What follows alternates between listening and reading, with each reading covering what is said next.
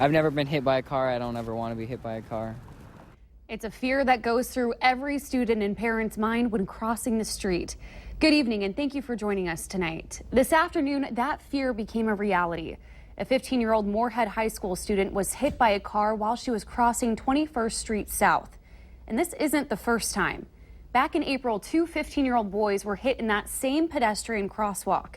Valley News Team's Natalie Parsons talked to students who say they are shocked that situations like this still happen. I heard the honk, and then I watched the girl fly across the street. That was a reaction after a student was hit by a car walking to school on Thursday.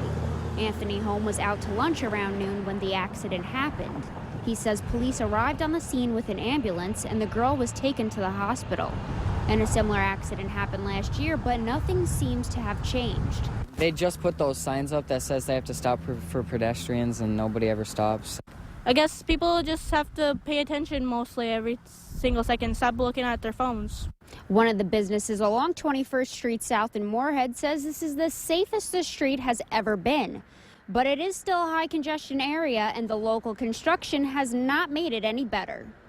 Even with the sign telling drivers to yield for pedestrians and a safety median in the road, accidents like this continue to happen. And Moorhead police say every scenario is different. In this incident, the driver was cited for failing to yield to a pedestrian.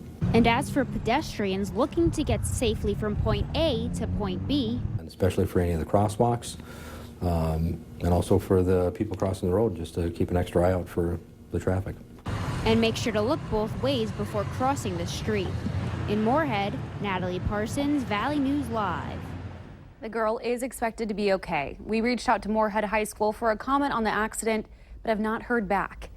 They do, however, have a student handbook on their website that lays out how to cross the street safely. For that, head to valleynewslive.com and click on this story.